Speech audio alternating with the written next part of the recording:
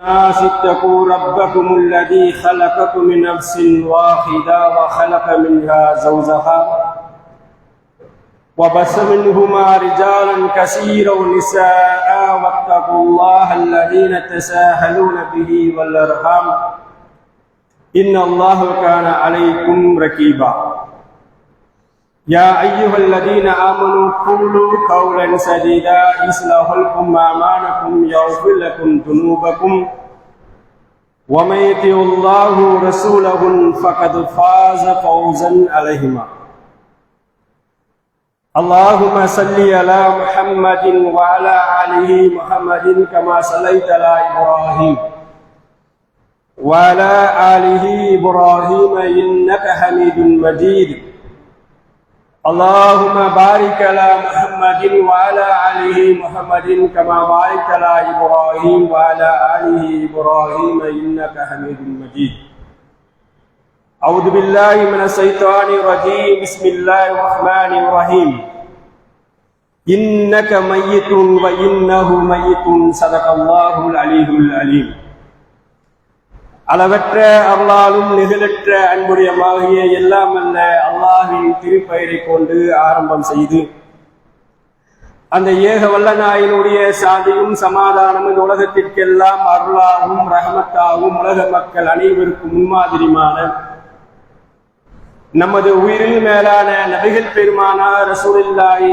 ஸல்லல்லாஹு அலைஹி வஸல்லம் அவர்கள் மீதும் அண்ணாவின் குடும்பத்தார்கள் அண்ணால் வழிநடந்த சங்கத்திற்குரிய சகாபாக்கள் சகாபி பெண்மணிகள் தாபீன்கள் மீதும் தபா தாபீன்கள் மீதும் இமாம்கள் மீதும் இந்த உலகத்தில் வாழ்ந்து மரணம் அடைந்த உண்மையான மூமினான ஆண்கள் பெண்கள் மீதும் வாழ்ந்து கொண்டிருக்கின்ற முஸ்லிம்கள் மீதும் நம் அனைவர்கள் மீதும் அல்லாஹ்வினுடைய சாந்தியும் சமாதானமும் கருணையும் நேசமும் என்றும் நிலவட்டுமாக. அன்புக்குரிய அருமையான இஸ்லாமிய சகோதரர்களே, பெரியோர்களே, தாய்மார்களே, சகோதரிகளே, மூமின்களுடைய மூன்றாம் பெருநாளா இருக்கக்கூடிய இந்த ஜுமாவுடைய நாளில் வல்ல ரஹ்மான் அவனுடைய ஆலயத்தில் எவ்வாறு இங்கு ஒன்று கூட செய்தானோ அந்த நோக்கம் இன்மைக்கும் மறுமைக்கும் வெற்றி வாய்ப்புகளை கொடுக்கப்பட்டு நாளை மறுமை நாளில் சுவனத்திலே ஓய்தரகமாக இருக்கக்கூடிய ஜன்னத்தில் ஃபிர்தௌஸ் என்று சொல்லக்கூடிய சுவனத்தில் உங்களையும் என்னையும் உங்களுடைய குடும்பத்தாரையும் என்னுடைய குடும்பத்தாரையும் அல்லாஹ் ஒன்று சேர்ப்பானாக. அருமையான இறை விசுவாசிகளை, இன்றைய ஜுமாவுடைய உரையில் நாம் பார்க்கக்கூடிய ஒரு தலைப்பு நல்லோர்களினுடைய மரண நேரமும் மன்னரினுடைய வாழ்க்கையும் என்கின்ற ஒரு தலைப்பை கொண்டு ஒரு சுருக்கமான முறையில் நாம் பார்க்க இருக்கின்றோம். அன்பானவர்களே, அல்லாஹ் படைக்கப்பட்ட இந்த பூமியில் அல்லாஹ்வினுடைய மார்க்கமான தீனுல் இஸ்லாம் மார்க்கத்தை பின்பற்றி அல்லாஹ் ஒப்புக்கொள்ளப்பட்ட இந்த மார்க்கத்தை ஏற்று முஸ்லிம்களாக இந்த சமூகத்தில் வாழ்ந்து கொண்டிருக்கின்றோம். அல்லாஹ் நம்மளுக்கு நேர்வழி ஹிதாயத்தை கொடுத்தான். நாம் இந்த பூமியிலே முஸ்லிம்களாக வாழ்ந்து கொண்டிருக்கின்றோம். அல்லாஹ்வை ஏற்காத இணை வைக்கக்கூடியவர்கள், கடவுள் இல்லை என்று நாத்திகம் பேசக்கூடியவர்கள் மத்தியில் அல்லாஹ் நம்மை தேர்ந்தெடுத்து நம்மளை நேசம் கொண்டு முஸ்லிம்களாக இந்த சமூகத்தில் அல்லாஹ் வாழ வைத்திருக்கின்றான். முஸ்லிம்கள் என்று சொன்னால் அல்லாஹை ஏற்கப்பட வேண்டும், அல்லாஹ் மீது நம்பிக்கை கொள்ளப்பட வேண்டும், நபிமார்களின் மீது ஈமான் கொள்ளப்பட வேண்டும், வானவர்களின் மீது ஈமான் கொள்ளப்பட வேண்டும், மறுமையின் மீது ஈமான் கொள்ளப்பட வேண்டும், விதியின் மீது ஈமான் கொள்ளப்பட வேண்டும். இதெல்லாம் முஸ்லிம்களுடைய அடிப்படையாக உள்ளது. பிறகு முஸ்லிம்கள் என்று சொன்னால் என்னுடைய வாழ்க்கையில் இறைவன் எதை தடுத்து இருக்கின்றானோ, இறை தூதர் எதை தடுத்து இருக்கின்றார்களோ அந்த செயல் இருந்து விலகி இருக்கப்பட வேண்டும். அல்லாஹ் அனுமதிக்கப்பட்ட காரியத்தை செய்யப்பட வேண்டும். இறை தூதர் ஏவிய காரியங்களை நாம் செய்யப்பட வேண்டும். அராமகளாலை பேண வேண்டும். முஸ்லிம்கள் என்று சொன்னால் பல்வேறு சோதனைகள் நம் மத்தியில் வரும். அந்த சோதனையை கடந்து நம்முடைய வாழ்க்கையை சீராக ஆக்கிக் கொள்ளப்பட வேண்டும். பொருளாதாரத்தின் மூலமாக சோதனைகள் வரும், மனைவி மூலமாக சோதனைகள் வரும், மக்கள் மீது சோதனைகள் வரும், மனைவிக்கு கணவன் மூலமாக சோதனைகள் வரும். இப்படிப்பட்ட சோதனைகள் எல்லாம் முஸ்லிம்களுக்கு வரக்கூடிய நேரங்களில் ஒரு சகிப்புத்தன்மையோடு நம்முடைய வாழ்க்கையை நாம் ஈடுபடுத்திக் கொள்ளப்பட வேண்டும். சோதனைக்கு பிறகு எனக்கு ஒரு வெற்றி இருக்கின்றது. இந்த வாழ்க்கை எனக்கு ஒரு நிரந்தரமான வாழ்க்கை கிடையாது. இந்த வாழ்க்கை பிற சமூக மக்களுக்கு சோனமாக இருக்கலாம். ஆனால் நான் ஒரு முஸ்லிம், நான் ஈமான் கொண்டு இருக்கின்றேன், என் ரப்பை மீது ஈமான் கொண்டு இருக்கின்றேன், மறுமையின் மீது ஈமான் கொண்டு இருக்கின்றேன். இந்த வாழ்க்கை எனக்கு ஒரு நிரந்தரம் கிடையாது. என்னுடைய வாழ்க்கை, இந்த வாழ்க்கை ஓய்வெடுப்பதற்காக வேண்டி இந்த வாழ்க்கை நான் இருக்கின்றேன். எப்படி ஒரு பயணி ஓய்வெடுப்பதற்காக வேண்டி ஒரு இடத்தில் தங்குகின்றாரோ அதே போல நான் பயணியாக இருக்கின்றேன். இந்த பூமியில் ஓய்வெடுப்பதற்காக நான் இருக்கின்றேன். இந்த வாழ்க்கை நிரந்தரம் கிடையாது. என்னுடைய வாழ்க்கை மரணத்துக்கு பிறகு இருக்கக்கூடிய வாழ்க்கை, அந்த வாழ்க்கை தான் எனக்கு நிரந்தரமாக இருக்கின்றது என்று ஒரு முஸ்லிம் நம்பி இருக்கின்றோம். எப்படிப்பட்ட சோதனைகள் வந்தாலும் அந்த சோதனையில் நாம் வென்று வர வேண்டும். ஈமானுக்கு எதிராக எந்த ஒரு செயலில் நாம் ஈடுபடக்கூடாது. எனக்கு இப்படிப்பட்ட சோதனைகள் வருகின்றது, இறைவன் ஏன் என்னை இப்படி சோதிக்கின்றான், இறைவன் இப்படிப்பட்ட சோதனைகள் எல்லாம் எனக்கு ஏன் ஏற்படுத்தப்பட வேண்டும்? அந்த மனிதன் பார் நல்லாக இருக்கின்றான், இந்த மனிதன் பார் நன்றாக இருக்கின்றான், என்னை மட்டும் ஏன் என்னுடைய இறைவன் சோதிக்கின்றான்? என்னை ஏன் அல்லாஹ் இப்படி சோதிக்கின்றான்? நோய் மூலமாக சோதிக்கின்றான், பொருளாதாரத்தின் மூலமாக சோதிக்கின்றான், குழந்தைகள் மூலமாக சோதிக்கின்றான் என்று இறைவன் மீது கெட்ட எண்ணங்கள் நாம் செலுத்திவிடக் கூடாது. இறைவன் மீது நல்ல எண்ணங்கள் உள்ளவர்களாக இருக்கப்பட வேண்டும்.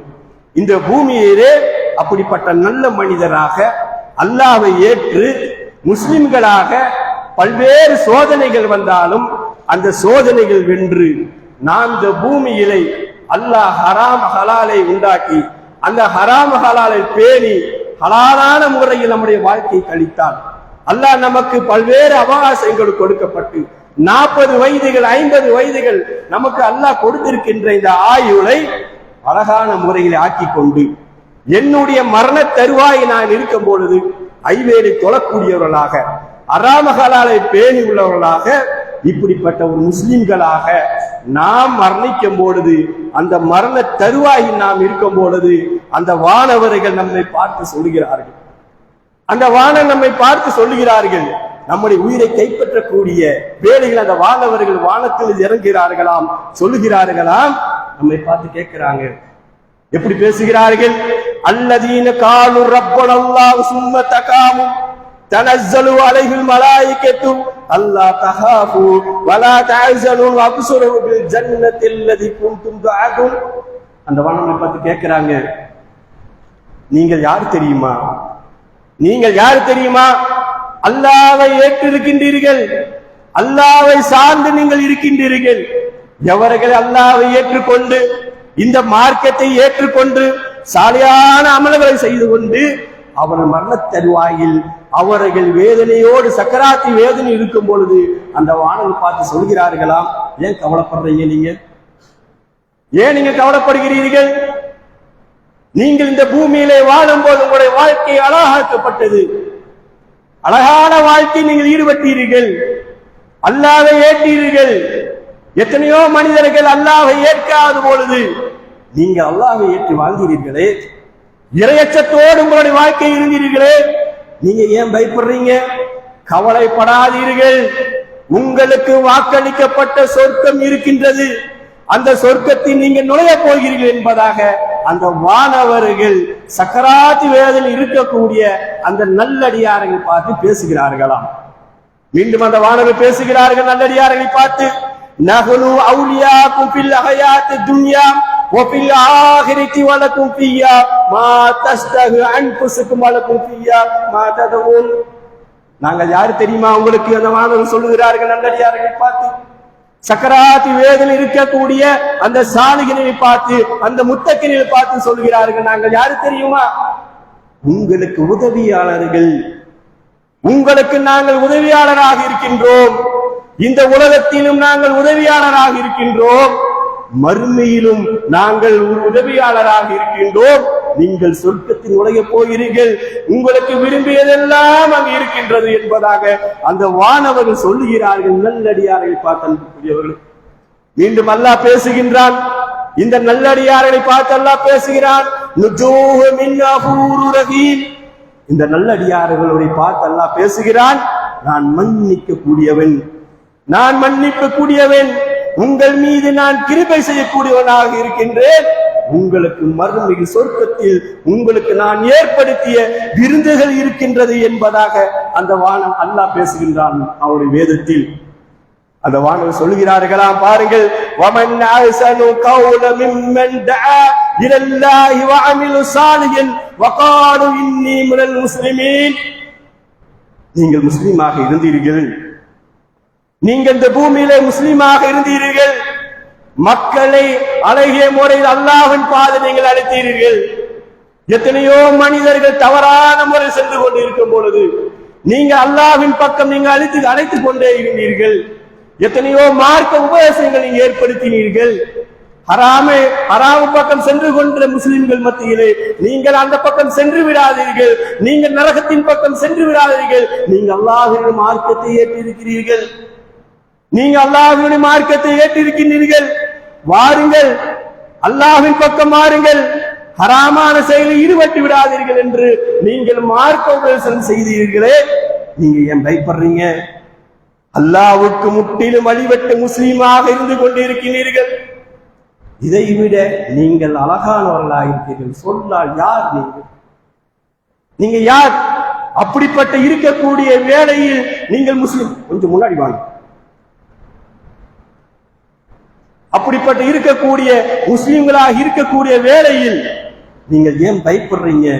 நல்லடியார்களை பார்த்து அந்த வானவர்கள் பேசுகிறார்கள். கூடியவர்களை மீண்டும் பாருங்கள், அந்த வானவர்கள் வானத்தில் இறங்கி எப்படிப்பட்ட நல்லடியார்கள் மூலமாக எப்படி வருகிறார்கள் என்று சொன்னால், ஒரு அழகான முறையில் பிரகாசத்துடன் அது வானவர்கள் அமர்கின்றார்களாம். இந்த மனிதனோ சக்கராத்தி வேதனை கடக்கின்றான், என்னுடைய உயிர் பிரிய போகின்றது. மனைவி அருகாமையில் இருக்கின்றார், தந்தை அருகாமையில் இருக்கின்றார், சகோதரர்கள் அருகாமையில் இருந்து கொண்டிருக்கின்றார்கள். கர் கர் என்று அவனுடைய சக்கராத்தி வேதனை இழுத்துக் கொண்டிருக்கின்றது. சொல்ல முடியாது, நான் மரணிக்க போகின்றேன், எனக்கு என்னமோ நடக்க போகின்றது என்று தன்னுடைய குடும்பத்தாரிடம் சொல்ல முடியாது. அப்படிப்பட்ட வேதனை அந்த மனிதன் இருந்து கொண்டிருக்கின்றான். நல்லடியார்களை பார்த்து அந்த வானர் எப்படி வருகின்றார்கள்? பிரகாசத்துடன் வந்து அமர்கின்றார்களாம். அவர்கள் பார்வை எட்டும் அருகில் அவர் அமர்ந்து கொண்டிருக்கின்றார். அந்த வானவர்கள் சொல்லுகிறார்கள், அவர் தங்களுடைய சொர்க்கத்தினுடைய துணிகளை வைத்துக் கொண்டு, நறுமணம் கவரக்கூடிய துணிகளை வைத்துக் கொண்டு அந்த வானவர் தன்னுடைய அந்த அடியானுடைய சாலியான அடியானுடைய அருகாமையில் அமர்ந்து கொண்டிருக்கின்றார். அமர்ந்து பேசுகின்றார். அப்போது உயிரை கைப்பற்றக்கூடிய அந்த வானர் பேசுகிறார், அவனை பார்த்து சொல்கிறார், நல்ல ஆத்மாவே உடலிருந்து வெளியேறு, நல்ல ஆத்மாவே உடலிருந்து வெளியேறு, அரிசி உலா ரப்பிக்க ராலியத்து மர்லியா, அல்லாஹ்வினுடைய மன்னிப்பை நோக்கி அவனை பொருத்தத்தை நோக்கி நீ செல்லு. நல்லடியார் கொடுக்கக்கூடிய அந்த செல்வக்கூடியவர்கள் ஹலால் ஹராமை பேணி மதுபானத்தில் ஈடுபடாமல், பொய்யான பேச்சுகளில் ஈடுபடாமல், வட்டியோடு தொடர்பு வைக்காமல், மானக்கேடான செயல்களில் ஈடுபடாமல், ஐவேளை தொழுகை தொழுது கொண்டு என்னுடைய ரப்பி இதையெல்லாம் தடுத்திருக்கின்றார், என்னுடைய தூதர் இதெல்லாம் தடுத்திருக்கின்றார். இந்த உலகத்தினுடைய வாழ்க்கை எனக்கு பல்வேறு சோதனையான வாழ்க்கை இருந்தது. குடும்பத்துடைய சோதனைகள், பொருளாதாரத்தின் மீது சோதனைகள், சகிப்புத்தன்மையோடு இந்த உலகத்தை கழிக்கும் பொழுது அந்த நல்லடியார்கள் பார்த்து சொல்லுகிறான் அல்லாஹ். அந்த நல்லடியார் உயிரை பார்த்து சொல்லுகின்றான், இந்த நல்ல உடல் இருந்து நீ வெளியேறு. மீண்டும் அந்த வானர் சொல்லுகிறார், ஃபதுஹுல் ஃபீ இபாதி, உயிரே நல்லடியார்களை சேர்ந்து கொள்ளு, நல்லடியார்களை சேர்ந்து கொள்ளு என்பதாக சொல்லிவிட்டு சொல்கிறார்கள், வதுகுலி ஜன்னதி, சொர்க்கத்தின் நுழைந்து விடு.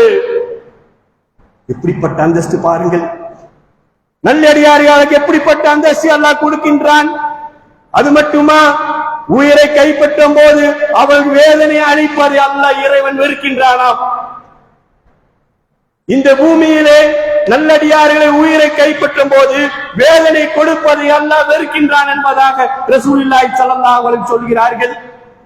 உயிரை எப்படி கைப்பற்றப்படும் தெரியுமா? நல்லடியார்களுடைய உயிர்கள் தோல் பையில், தண்ணீர் நிரப்பப்பட்ட தோல் பையில் முடிச்சை கட்டி போட்டு அந்த முடிச்சை அவிட்டு விட்டால் தண்ணீர் எந்த அளவுக்கு வேகமாக இலகுவாக வெளியேறுமோ அதே போல நல்லடியாருடைய உயிர்கள் இந்த அவனுடைய உடலில் இருந்து வெளியேறும் என்பதாக அல்லாஹ்வின் தூதர் ஸல்லல்லாஹு அலைஹி வஸல்லம் சொல்கிறார்கள். மீண்டும் அல்லாஹ் சொல்லுகின்றானாம், பெருமானார் ஸல்லல்லாஹு அலைஹி வஸல்லம் சொல்கிறார்கள், இந்த பூமியிலே ஒரு நம்பிக்கையாளன், ஒரு நல்லடியான உயிரை கைப்பற்றுவது, உயிர் பிரிவதை அல்லாஹ் அதில் இருந்து தயக்கம் காட்டுவதை போல வேறு எந்த விஷயத்துக்கும் தயக்கம் காட்டுவது கிடையாதாம். இந்த பூமியில் ஒரு நல்லடியான ஒரு உயிர் பிரியப்படுகிறது. ஒரு சாலியான ஒரு முத்தக்கியினுடைய உயிர்கள் இந்த பூமியிலிருந்து பிரியப்படுகிறது. அந்த உயிரை கைப்பற்றுவதை அல்லாஹ் அதே போல தயக்கம் காட்டுவதை வேறு எந்த விஷயத்துக்கும் தயக்கம் காட்டுவதில்லை என்பதாக அல்லாஹ் சொல்லுகின்றான் என்பதாக ரசூலுல்லாஹி ஸல்லல்லாஹு அலைஹி வஸல்லம் சொல்கிறார்கள். மீண்டும் அல்லாஹ் சொல்லுகிறானாம், அந்த அடியான் இருக்கிறானே மரணத்தை வெறுக்கின்றான், நானும் மரணத்தின் மூலமாக அவனுக்கு கஷ்டம் தருவதை வெறுக்கின்றேன் என்பதாக அல்லாஹ் பேசுகின்றானாம். பெருமானார் ஸல்லல்லாஹு அலைஹி வஸல்லம் சொல்கிறார்கள். மீண்டும் அல்லாஹ்வின் தூதர் ஸல்லல்லாஹு அலைஹி வஸல்லம் சொல்கிறார்கள், நல்லடியானுடைய உயிரை நறுமணத்தை கவரக்கூடிய துணியில் வைத்துக் கொண்டு அந்த வானவர்கள் வானத்துக்கு செல்லுகின்றார்களாம். வானத்துக்கு செல்லும் போது அனைத்து வானவர்களும் பேசுகின்றார்களாம். கஸ்தூரி மனம் கவரும், அனைத்து வானம் பேசுகிறார்களாம். ஓ வானவர்களே, இதோ வானவர்களே பாருங்கள், இந்த பூமியில் இருந்து நல்ல ஒரு ஆத்மா வந்திருக்கின்றது, நல்ல ஒரு ஆத்மா வந்திருக்கிறது, நறுமணம் கவலக்கூடிய ஒரு ஆத்மா வந்திருக்கின்றது. அல்லாஹ் அருள் புரியட்டும், அல்லாஹ் அந்த ஆத்மாவுக்கு அருள் புரியட்டும். எந்த உயிர் எந்த உடலில் இருந்ததோ அந்த உடலுக்கும் அல்லாஹ்வுடைய அருள் புரியட்டும், அல்லாஹ்வுடைய ரஹ்மத் புரியட்டும் என்பதாக அந்த வானவர்கள் பிரார்த்தனை செய்கின்றார்கள் என்பதாக ரசூலுல்லாஹி ஸல்லல்லாஹு அலைஹி வஸல்லம் சொல்கிறார்கள். பிறகு அந்த உயிரை கொண்டு போய் அல்லாஹ்விடத்தில் செல்லப்படுகிறது. அல்லாஹ் சொல்லுகின்றானாம், இந்த தவணை முடிய வரைவிலும் இந்த உயிரை நீங்கள் பாதுகாப்பாக வைத்துக் கொள்ளுங்கள் என்பதாக சொல்லப்படுகிறது. அதே கெட்ட அடியான உயிரை கைப்பற்றக்கூடிய நேரங்களில் இந்த பூமியிலே அல்லாஹ்வினுடைய பள்ளிக்கு வராமல், அல்லாஹ்வுடைய பள்ளி வாசல்களில் அதான் சொல்லப்பட்டு அதானே புறக்கணிக்கப்பட்டு அல்லாஹ்வினுடைய பள்ளிக்கு அவருடைய பாதம் செல்லாமல், அவனுடைய பாதம் அல்லாஹ்வின் இறை இல்லத்தை நோக்கி வராமல் எங்கேயோ சென்றது, திரையரங்கில் சென்றது, அல்லாஹ் தடுக்கப்பட்ட காரியத்துக்கு சென்றது. ஹராம் ஹலாலை பேணவில்லை. அவன் ஹராமான விஷயத்திலேயே தொடர்பு வைத்து அந்த அடியான் சக்கராத்து வேதனை இருக்கும் பொழுது அந்த உயிர்கள் ரத்தங்களில் அங்கிமிக்குமாய் போய் ஒளிந்து கொள்ளும். அவ்வளோ ஒரு வேகமாக வராது. அந்த வானவர்களுக்கு அல்லாஹ் கட்டளையிடுகிறான், அடியுங்கள், அவனின் முகத்தில் அடியுங்கள், அவனை முதுகில் அடியுங்கள். சிரமத்தோடு அந்த உயிரை கைப்பற்றப்படும். அல்லாஹ்வின் உதாரணம் சொல்லுகிறார்கள், எப்படி ஒரு கம்பளி ஈரத்தால் முக்கப்பட்டு முச்சடியில் அந்த பெட்ஷீட்டை அந்த கம்பளியை போட்டால் எப்படி இழுத்தால் எப்படி வருவதற்கு சிரமப்படுமோ அதே போல அந்த உயிர் வராது, அங்குமிங்குமாய் அடிக்கப்பட்டு அவன் உயிரை கைப்பற்றப்படும். துர்நாற்றம் வீசக்கூடிய துணியில் வைத்துக் கொண்டு அவனுடைய உயிர்கள் வானத்திற்கு செல்லப்படும். அந்த வானவர்கள் பேசுவார்களாம், இதோ பாருங்கள், இதோ பாருங்கள் வானவர்களே, இதோ பாருங்கள், இந்த பூமியில் ஒரு கெட்ட அடியான் ஹராம ஹலாலை பேணாமல் ஹராமான தொடர்பு வைத்துக் கொண்ட ஒரு கெட்ட அடியானுடைய ரூஹ் இங்கு வந்திருக்கின்றது. அவனுக்கு அல்லாஹ்வினுடைய சாபம் நிலவட்டும், அல்லாஹ்வினுடைய அவனுக்கு சாபங்களை விட்டும் என்பதாக அந்த வானவர் சொல்லுவார்களாம். அல்லாஹ்வின் தூதர் ஸல்லல்லாஹு அலைஹி வஸல்லம் சொல்லுகிறார்கள், சகாபாக்கள் சொல்லுகிறார்கள், அல்லாஹ்வின் தூதர் இந்த அறிவிப்பை செய்யும் பொழுது துணி வைத்திருந்தார்கள். துர்நாற்றம் வீசப்படும் அந்த துணி, அவனோட ரூஹ் துணி துர்நாற்றம் வீசப்படும் சொல்லும் போது மூக்கில் துணியை வைத்து மறைத்துக் கொண்டார்கள் என்பதாக சகாபாக்கள் சொல்லுகிறார்கள். அது மட்டுமா, அந்த நல்லடியானுடைய உயிர்கள் அப்படியே கொண்டு போகப்படும். அந்த நல்லடியான் உயிர் அப்படியே கொண்டு நேரத்தில் அந்த நல்லடியான் சொல்லுகின்றானாம், என்னை ஏப்பா தாமதப்படுத்திக் கொண்டே இருக்கிறீர்கள்? கத்திபூனி என்னை விரைவாக எடுத்து செல்லுங்கள். என்னை இந்த பூமியில ஏன் தாமதப்படுத்திக் கொண்டு இருக்கின்றீர்கள்? விரைவாக கொண்டு போய் செல்லுங்கள். என்னுடைய ரப்பை நான் சந்திக்கப்பட வேண்டும், என்னுடைய இறைவனை நான் சந்திக்கப்பட வேண்டும் என்று அந்த வானவர் அந்த நல்ல அடியான் சொல்லுகிறார்கள். நம்மை பார்த்து சொல்லுகிறார்களாம்.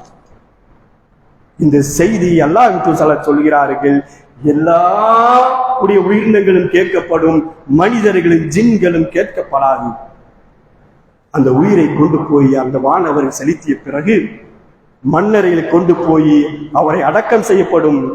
அந்த மண்ணறையில் கொண்டு போய் வைத்துடன் அல்லாஹ் சொல்கிறார்கள், கபருடைய நெருக்கம் உண்டு அன்புக்குரியவர்கள், கபருடைய நெருக்கம் உண்டு.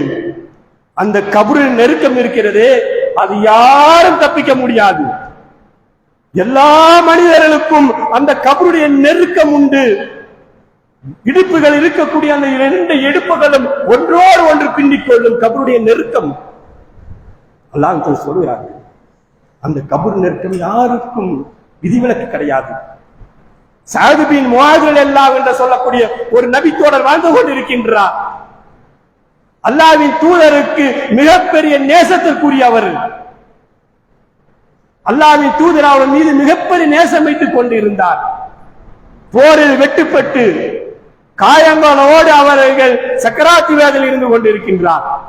அல்லாஹ்வின் தூதர் சொல்லுகிறார்கள், மக்களே, இந்த சஅத் பின் முஆத் அவர்களை என்னுடைய கூடார அருகாமையில் கொண்டு வந்து வையுங்கள் என்பதாக சொல்கிறார்கள். இரவு நேரம் வருகின்றது. ஜிப்ரீல் அலைஹிஸ்ஸலாத்து வஸ்ஸலாம் அவர்கள் வருகிறார்கள், வானத்திலிருந்து இறங்குகிறார்கள். மரண செய்தி யாரு சொல்கிறார்கள் பாருங்கள். நாமெல்லாம் மரணித்தால் நம்முடைய குடும்பமோ நம்முடைய நண்பரோ பிற சகோதரர்களுக்கு பிற சமூக மக்களுக்கு நம்ம எடுத்து சொல்வார்கள், இந்த சகோதரர் மரணித்து விட்டார், இந்த நம்பர் மரணித்து விட்டார் என்பதாக சொல்லுவார்கள். சஅத் பின் முஆத் ரலியல்லாஹு மரணத்தை யார் வந்து சொல்கிறார்கள் பார், எவ்வளவு அந்தஸ்து அல்லாஹ் கொடுக்கின்றார். ஜிப்ரீல் அலைஹிஸ்ஸலாத்து வஸ்ஸலாம் அவர்கள் இறங்குகிறார். அல்லாஹ்வின் தூதர் சொல்கிறார்கள், யா முஹம்மது, யா ரசூலுல்லாஹ், வானத்தினுடைய வாசல்கள் எல்லாம் திறக்கப்பட்டு விட்டது, அல்லாஹ்வினுடைய அரிசா குலுங்கி விட்டது, இந்த பூமியில இப்படிப்பட்ட ஒரு சம்பவம் நடந்து விட்டது என்பதாக சொல்கிறார்கள். அல்லாஹ்வின் தூதர் ஸல்லல்லாஹு அலைஹி வஸல்லம் அவர்கள் மேலணி துணியை போட்டுவிட்டு விரைந்து செல்கிறார்கள். சஅத் பின் முஆத் ரலியல்லாஹு அன்ஹு மரண தருவாயில் இருந்து கொண்டிருக்கின்றார்கள்.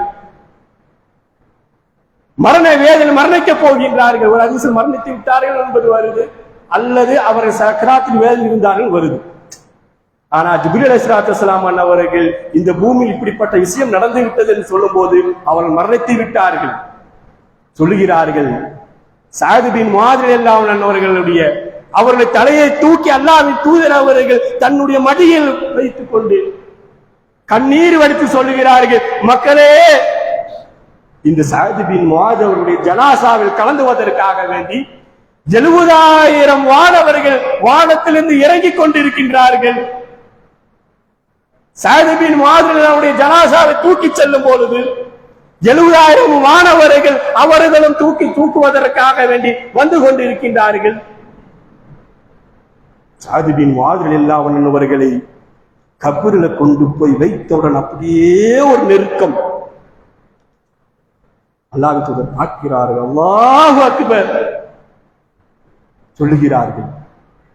கபரு நெருக்கம் விட்டவுடன் சுப்ஹானல்லாஹ் என்பதாக சொல்ல சஹாபாக்கள் கேட்கிறார்கள், யா ரசூலுல்லாஹ், வழக்கிற்கு விதியாக இவரை அடக்கம் செய்யும் போது ஏன் நீங்கள் திக்ர் சொல்லுகிறீர்கள், ஏன் சுப்ஹானல்லாஹ் அல்லாஹு அக்பர் என்பதாக சொல்லுகிறீர்கள்? அப்பதான் சொல்லுகிறார்கள், தோழர்களே, இந்த கபர் நெருக்கம் இருக்கின்றது அல்லவா, இந்த பூமியில எந்த மனிதனும் விட்டு வைக்காது. எல்லா மனிதனும் கபர் நெருக்கும். ஒரு மனிதர் இந்த பூமியிலே கபர் நெருக்காமல் இருப்பார் என்று சொன்னால் என்னுடைய தோழர் சஅத் பின் முஆத் தான். அவரையும் கபர் நெருக்கி விட்டது. எனவே நீங்க அல்லாஹ்விடத்தில் அதிகமாக பிரார்த்தனை செய்யுங்கள் என்பதாக சொன்னார்கள். அந்த கபர் நெருக்கும் போதுதான் நான் தக்பீர் சொன்னேன், சுப்ஹானல்லாஹ் என்பதாக சொன்னேன். கபர் நெருக்கத்தை விட்ட போது அல்லாஹ்வை புகழ்ந்தேன் என்பதாக சொல்கிறார்கள் என்று சொன்னால், அன்புக்குரியவர்களே, நம்முடைய வாழ்க்கை எப்படி இருந்து கொண்டிருக்கின்றதா யோசித்து பாருங்கள். எப்படி இருந்து கொண்டிருக்கின்றது? நம்ம இந்த பூமியிலே வாழ்ந்து கொண்டிருக்கின்றோம். பல வருடங்களாக 40, 50, 60 என்று அல்லாஹ் அவகாசம் கொடுத்துக் கொண்டிருக்கின்றான். மனிதா, இன்னைக்கு திருந்து, இப்பொழுது திருந்து. உன்னுடைய வாழ்க்கை நிரந்தரம் இல்லை. இந்த வாழ்க்கை விட்டு நீ செல்ல போகின்றாய். இந்த வாழ்க்கை விட்டு நீ செல்ல போகின்றாய். அல்லாஹ்வின் தூதர் ஸல்லல்லாஹு அலைஹி வஸல்லம் பாருங்கள், கட்டிலில் படுத்துக் கொண்டிருக்கின்றார்கள். கயிற்றினால் கட்டப்பட்ட கட்டில் படுத்துக் கொண்டிருக்கின்றார்கள். தோழர்கள் பார்க்கிறார்கள். அல்லாஹ்வின் தூதருடைய மேடைகளை எல்லாம் அதனுடைய கயிற்றினுடைய அச்சுகள் பாதத்தில் பந்து கொண்டிருக்கின்றது, தழும்புகளாக இருக்கின்றது. சஹாபாக்கள் கேட்கிறார்கள், கண்ணீர் எடுத்து சொல்கிறார், யார் ரசூலுல்லாஹ், ஏன் உங்களுக்கு இவ்வளவு சிரமம்? உங்களுடைய கட்டில் நீங்கள் படுத்து அதனுடைய அச்சுகள் எல்லாம் உங்களுடைய உங்களுடைய மேடையில் பழிந்து கொண்டிருக்கின்றது, தழும்பாக இருக்கின்றது. அல்லாஹ்வின் தூதர், உங்களுக்கு வேண்டும் என்று சொன்னால் நாங்கள் ஒரு பஞ்சுமத்தை தயார் பண்ணி கொடுக்கட்டுமா? நல்ல ஒரு அழகிய ஒரு கட்டில் நாங்கள் ஏற்படுத்திக் கொள்ளட்டுமா? கேட்கும் போது அல்லாஹ்வின் தூதர் சொல்கிறார்கள், மக்களே, இந்த பூமியில் நல்லடியாருக்கு நிரந்தரமான வாழ்க்கை கிடையாது. எப்படி ஒரு பயணி அவன் நடந்து செல்லுகின்றான், வெயிலில் இருக்கின்றான், ஒரு நிழலை தேடி அந்த நிழலுக்கு செல்லுகின்றான், எப்படி ஓய்வெடுத்து அதை கடந்து செல்கிறானோ அதே போலதான் இந்த உலகத்துடைய வாழ்க்கை. நீங்கள் எதிர்பார்த்து விடாதீர்கள். காலையில் இருக்கவர்கள் மாலையில் இருப்போம் என்று நீங்கள் எதிர்பார்த்து விடாதீர்கள். மாலையில் இருக்கக்கூடியவர்கள் மறுநாள் காலையில் இருப்போம் என்பதாக நீங்கள் எதிர்பார்த்து விடாதீர்கள். உங்கள் மரணங்கள் அப்படி துரத்திக் கொண்டே இருக்கின்றது என்பதாக அப்படிப்பட்ட வாழ்க்கை தான் நாம் கடந்து கொண்டிருக்கின்றோம். எத்தனை மரணங்கள் சதா பார்த்து கொண்டே இருக்கின்றோம். என்னுடைய நண்பர் 40 வயது 35 வயது தான் ஆனது, இதோ மரணத்தை விட்டார். என் குடும்பத்தில் இவர் இருக்கின்றார். என் குடும்பத்தில் இவரை போல ஒரு மனிதர் கிடையாது. அவ்வளவு சுறுசுறுப்பாக இருப்பார், நல்லெண்ணத்தை பேணுவார். ஒரு குழந்தை 2 குழந்தை இருக்கு, இப்பதான் திருமணமானது. மரணத்தை விட்டார். இப்பொழுதுதான் என்ன பேசிவிட்டு சென்றார்.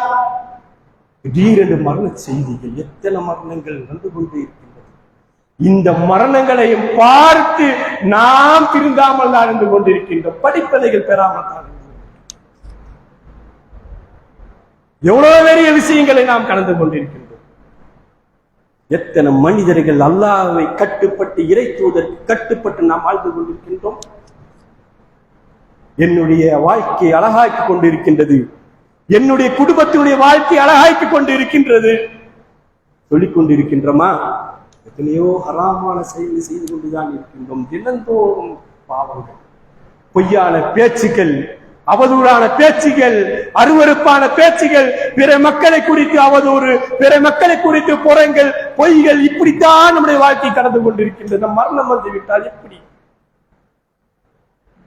அந்த நல்லடியாரை அடக்கம் செய்துவிட்டு அல்லாஹ்வின் தூதர் சொல்கிறார்கள், அந்த நல்லடியாரை அடக்கம் செய்துவிட்டு இந்த மனிதனை அடக்கம் செய்து விட்டாச்சு, இந்த மனிதனை அடக்கம் செய்தாச்சு. அந்த ஜனாசாக்கு உணர்த்த வகையில் அல்லாஹ் ஏற்படுத்துகின்றானாம். இதோ உன்னுடைய குடும்பம் உன்னை அடக்கம் செய்துவிட்டு சென்று விட்டாச்சு என்பதற்காக, உணர்த்துவதற்காக செல்லக்கூடியவர்களுடைய காலினுடைய செருப்பினுடைய ஓசையை அந்த ஜனாசாக்கு அல்லாஹ் செவியேற்க வைக்கிறானாம். என்னுடைய குடும்பம் போய்விட்டாச்சு, என்னுடைய மக்கள் போய்விட்டார்கள், என்னுடைய உறவுகள் போய்விட்டார்கள், நான் தன்னந்தனியாக இருக்கிறேன் என்பதாக உணர்த்துவதற்காக அல்லாஹ் ஏற்படுத்துகின்றானாம். இந்த பூமியிலே வாழும் போது எவ்வளோ ஒரு சந்தோஷமான இன்பமான வாழ்க்கையில் நம்முடைய இல்லங்களில் இருந்து கொண்டிருக்கின்றோம், குடும்பத்தில் இருந்து கொண்டிருக்கின்றோம், டார்ச் கட்டடத்தில் இருந்து கொண்டிருக்கின்றோம், ஓட்டு வீடில் இருந்து கொண்டிருக்கின்றோம். கொஞ்ச நேரம் மின்சாரம் தடை விதிக்கப்பட்டு விட்டால் வேக்காடாயிருக்கின்றது, கொசு கடிக்கின்றது, இரவு நேரத்தை தூங்க முடியல, கரண்ட் ஆஃப் பண்ணி விட்டான் பாய், கரண்ட் ஆஃப் பண்ணி விட்டான், இரவு முழுவதும் தூக்க முடியவில்லை, வீதிக்கு வந்து விடுகிறோமா? அந்த மண்ணறையில கொண்டு போய் போட்ட உடனே என்ன உதவி இருக்கின்றது, என்ன உதவிகள் இருக்கின்றது? விசஜந்துகளும் புழுக்களும் இருக்கக்கூடிய அந்த வீடு, விசஜந்துகளும் புழுக்களும் இருக்கக்கூடிய வீடு, மண்ணை வாரி நம்மள லோடு நிறைய மண்ணை தூக்கி நம்ம போடுவார்கள், ஒரு சொட்டு காத்து இருக்காது, தன்னந்தனியாக அங்கு நாம் இருக்க போகின்றோம். யோசித்து பாருங்கள், நம்மளுடைய நல்ல அமல்கள் மூலமாகத்தான் அந்த மன்னரை வாழ்க்கை வெற்றி அடைய போகின்றது, அல்லாஹ்வினுடைய உதவி மூலமாகத்தான் வெற்றி அடைய போகின்றது. அந்த வானவர்கள் வருகிறார்களாம், சாந்தமான முறையில் அந்த நல்லடியானை எழுப்பி அமர வைத்து முட்டுக்காலோடு முட்டுக்கால் வைத்து கேட்கிறார்கள், மன் ரப்புக்கு, அவனோட ரப்பி யாரப்பா, அவனோட ரப்பி யார்? அந்த நல்லடியான் சொல்லுகிறான், அல்லாஹ், என்னுடைய ரப்பு அல்லாஹ். ஐவேளை தொழக்கூடியவர்கள், நல்ல சாலியான அமல்களை செய்து இந்த பூமியில் கடந்து சென்றவர்கள், அவருடைய நாவில் இருந்து அல்லாஹ் பேச வைக்கின்றான், என்னுடைய ரப்பு அல்லாஹ் என்பதாக பேச வைக்கின்றான். மீண்டும் அந்த வானவர் கேட்கின்றாங்க, நபி இருக்கணும், நபி யார்?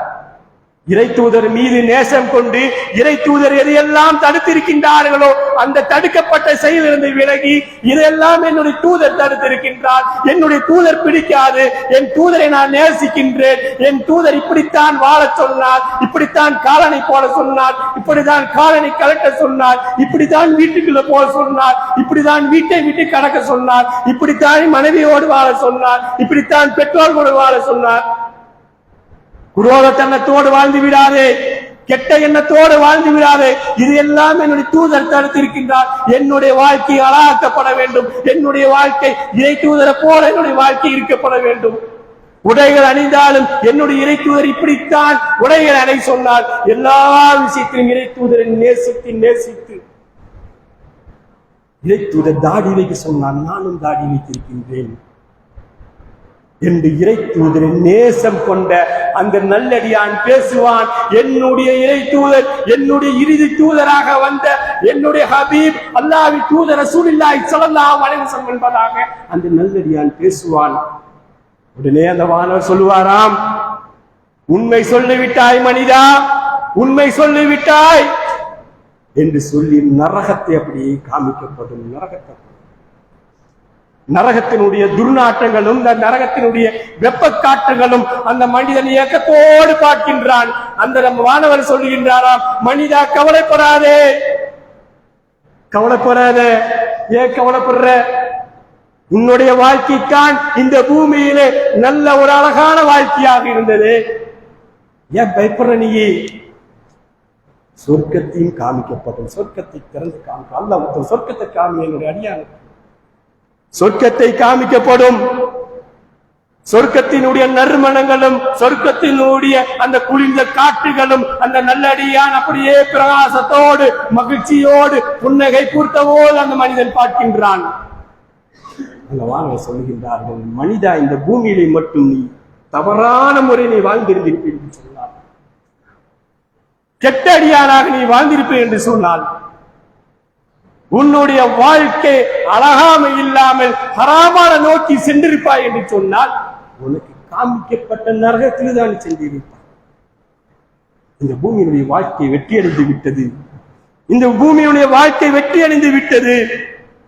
எனவே அல்லாஹ்வினுடைய பொருத்தம் நீ நிலவட்டும், அந்த சொர்க்கத்திலே தான் நுழைய போகிறாய் என்பதாக அந்த வானவர் சொல்கிறார்களாம்.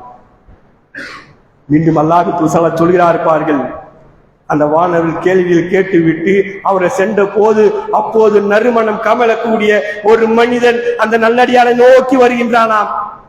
அழகான முறையில் நறுமணம் கவரக்கூடிய ஒரு உருவம் வருகின்றது. அந்த நல்லடியான் கேட்கிறான், யாருங்க நீங்க? பார்ப்பதற்கு இவ்வளவு அழகாக இவ்வளவு ஒரு நறுமணத்தோடு நீங்கள் இருக்கிறீர்களே, யாரு நீங்க? அந்த உருவம் பேசுகின்றது, நான் யார் தெரியுமா?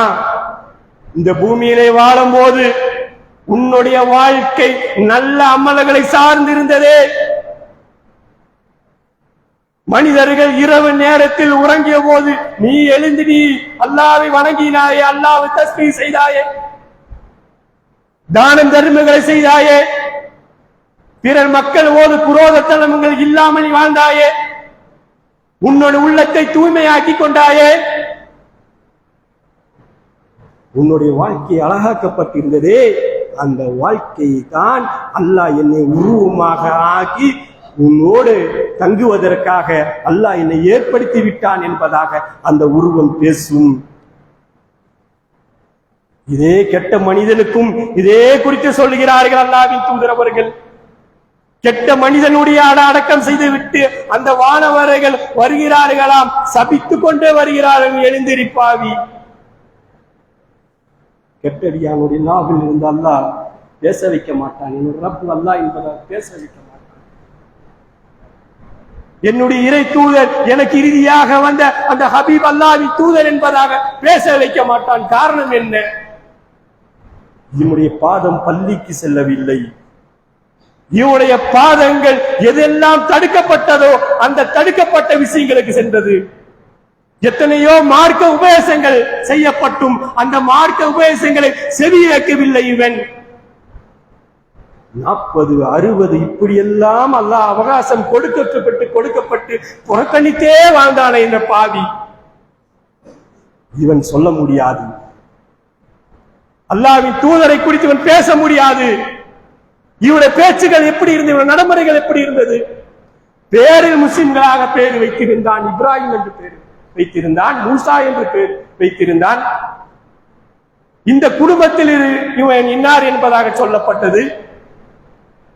பள்ளிவாசலில் தான் இவன் திருமணம் வைக்கப்பட்டது.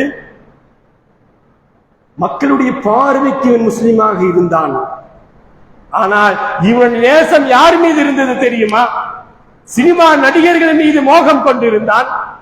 சினிமா நடிகர்களுடைய புகைப்படத்தை அவன் தன்னுடைய பாக்கெட்டில் வைத்திருந்தான். ஜுமாவுக்கு கூட வராமல் திரையங்களுக்கு சென்று கொண்டிருந்தான். அரசியல்வாதிகளை நேசித்துக் கொண்டிருந்தான். அரசியல்வாதிகளுடைய புகைப்படங்களை பாக்கெட்டில் வைத்துக் கொண்டிருந்தான். அவர்களை புகழ்ந்தான், தளபதி என்று புகழ்ந்தான். எப்படியெல்லாம் புகழ வேண்டுமோ அப்படியெல்லாம் புகழ்ந்தான். இவன் யாரை புகழ வேண்டும்? அல்லாஹ்வை புகழ வேண்டும். இறை தூதரை புகழ்வதற்காக வேண்டி இந்த இறை தூதர் மீது அத்தனை முன்மாதிரிகள் இருக்கின்றது. எல்லா விஷயத்திலும் இறை தூதர் மீது முன்மாதிரி இருக்கின்றது. அந்த இறை தூதரை நேசிக்கப்படவில்லை. ஆனால் இவன் நேசித்தது யாரு? அரசியல்வாதிகளையும் சினிமா நடிகர்களின் மீது அவன் நேசித்தான். எனவே இவனுக்கு அல்லாஹ்வின் சாபம் நிலவட்டும் என்பதாக அந்த வானவர் சொல்லி தன்னுடைய சுட்டில் வைத்து தலையில் ஓங்கி அடிக்கிறார்களாம். அதனுடைய கதல் சத்தம் மனிதர்களின் ஜின்களை தவிர அனைத்து விலங்குகளும் கேட்கப்படும். இவனுக்கும் அல்லாஹ்விற்கும் சிலர் சொல்கிறார்கள், உன் மீது நாசம் உண்டாகட்டும் என்பதாக சொல்லிவிட்டு செல்கிறார்கள். சொர்க்கத்தின் இவனுக்கும் காட்டப்படுகின்றது. சொர்க்கத்தினுடைய நறுமணங்களும் சொர்க்கத்தினுடைய அழகிய தோட்டங்களும் இவனுக்கும் காட்டப்படுகின்றது. நீ மட்டும் சரியா சொல்லி இருந்தா இந்த உலகத்தின் வாழ்க்கையில் உனக்கு அழகாக இருந்துட்டு என்று சொன்னார். இந்த சொர்க்கத்துக்கு தான் நீ சென்றிருப்பார். எனவே உன்னுடைய வாழ்க்கை அழகான வாழ்க்கை கிடையாது, ஹராமான வாழ்க்கை உன்னுடைய வாழ்க்கை இருந்தது. எனவே இதோ பார் என்று நரகத்தை காமிக்கப்படும். நரகத்தினுடைய துர்நாற்றங்களும் நரகத்தினுடைய வெப்பக்காற்றுகளும் அவனுக்கு காமிக்கப்படும். அந்த மனிதன் அலறுகின்றான், எனக்கு வந்த கை சேதமே, எனக்கு வந்த கை சேதமே, என்ன இது? இந்த நரகத்தில் தான் கிடக்க போகிறார். அதே போல ஒரு அருவருப்பான ஒரு துர்நாற்றை வீசக்கூடிய உருவம் அவனுடைய மத்தியிலே அல்லாஹ் கொண்டு வருகின்றான். அந்த மனிதன் கேட்கிறான், இந்த மன்னரை வாழ்க்கையே எனக்கு தாங்க முடியவில்லை, இவ்வளவு ஒரு அதாபாக இருக்கின்றது, கை சேதம் எனக்கு என்ன வந்தது, இப்படி பார்ப்பதற்காக ஒரு அருவருப்பாக துர்நாற்றத்தோடு நீ வந்து காட்சி அளிக்கின்றாயே, யாரு நீ? அந்த உருவம் சொல்லுகின்றன, யார் தெரியுமா? திருக்குர்ஆன் வந்தது, இறை தூதர் வந்தார், நல்ல உபதேசங்கள் மத்தியிலே பேசப்பட்டது, அல்லாஹ் உனக்கு அவகாசம் கொடுத்தான், இதையெல்லாம் புறக்கணித்து விட்டு இந்த உலகத்தினுடைய மோகத்திற்காக வேண்டி, உலகத்தினுடைய ஆசைக்காக வேண்டி நீ சென்றாயே,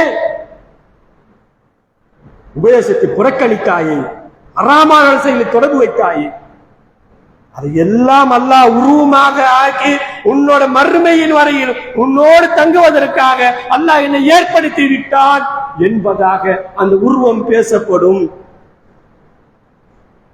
நரகத்தினுடைய துர்நாற்றங்களும் நரகத்தினுடைய வெப்ப காற்றலும் இந்த பாவின் மீது வீசட்டும் என்பதாக அந்த வானவர் சொல்லிவிட்டு சென்று விடுவார். மறுமை நாள் வரையிலும் வந்து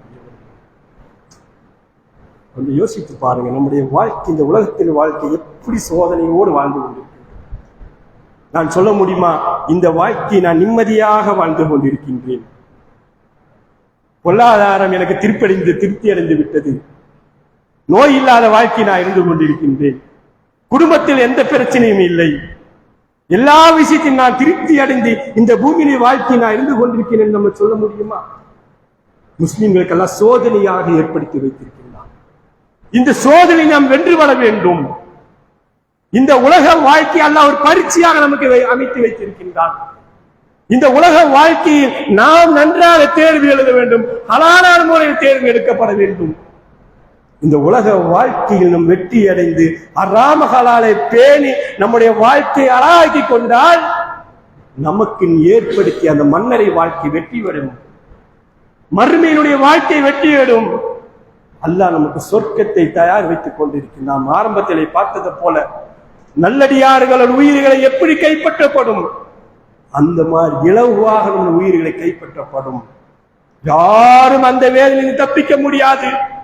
மன்னரை நாம் இருக்கும் பொழுது யாரும் நமக்கு உதவியாளர் கிடையாது. குடும்பம் சென்று விடும்.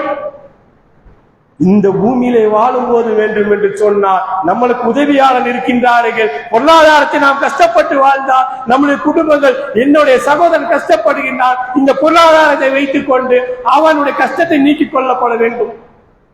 நோயினால் அவதிப்பட்டுக் கொண்டிருக்கின்றார், மருத்துவமனையை பார்ப்பதற்காக பொருளாதாரம் இல்லை, எனவே குடும்பம் பார்க்கும், மருத்துவமனையில் அனுமதிக்கப்பட்டு இருப்போம், நம்மளுக்கு குடும்பம் வெளியே பாதுகாத்துக் கொண்டிருப்பார்கள். என்னுடைய தகப்பன், என்னுடைய சகோதரன் மருத்துவமனை அனுமதிக்கப்பட்டிருக்கின்றார், எனவே என்னுடைய சகோதரனுக்காக நான் இங்கு இருக்கின்றேன், குடும்பம் பாதுகாக்கும். மருத்துவம் பார்ப்பதற்காக பொருளாதாரம் இல்லையா, நம்முடைய குடும்பம் பார்க்கும், நம் நண்பர்கள் பார்ப்பார்கள், இது போல் ஜமாத்துகள் பார்ப்பார்கள். ஆனால் இந்த பூமியை விட்டு பிரிந்து நம்மளுக்கு மரணம் மட்டும் ஏற்பட்டு விட்டால் மன்னரையில் அடக்கம் செய்துவிட்டு ஒரு சிறிது நேர பிரார்த்தனை செய்துவிட்டு கலந்து சென்று விடுவார்கள். நமக்கு இருக்கக்கூடிய அமல்கள், அந்த மன்னரையில் வாழ்க்கை வெற்றி வருவதற்காக வேண்டி இருக்கக்கூடிய இந்த பூமியிலே நாம் செய்யக்கூடிய அமல்கள் தான் நம்முடைய மன்னர் வாழ்க்கை வெற்றி வரும், மறுமையினுடைய வாழ்க்கை வெற்றி வரும். எனவே அன்புக்குரிய அருமையான இஸ்லாமிய சகோதரர்களே, நம்முடைய வாழ்க்கை கொஞ்சம் திருப்பி பாருங்கள். நான் இத்தனை வயதாகிவிட்டது, இன்னும் நான் எவ்வளவு நாள் இருப்பேன் என்று எனக்கு தெரியாது. நான் அதற்குள்ளே அல்லாஹ்விடத்தில் பாவ மன்னிப்பு நான் கோர வேண்டும். என் இருக்கக்கூடிய காலத்திலேயாவது என்னுடைய வாழ்க்கையை அழகாக்கிக் கொள்ளப்பட வேண்டும். எனவே எனக்கு மரணம் வந்து விட்டால் அல்லாஹ்விடத்திலும் தப்பிக்க முடியாது, அவருடைய நீதிமன்றத்தில் என்னால் தப்பிக்க முடியாது. எனவே இந்த வாழ்க்கையை நான் அழகாக்கிக் கொண்டு நான் நல்ல அமல்கள் செய்து கொண்டு என்னுடைய மரணம் வரும் வரையிலே என்னுடைய அமல்கள் நல்ல பக்கம் தான் இருக்கப்பட வேண்டும். அந்த வானவர்கள் உயிரை கைப்பற்றும் போது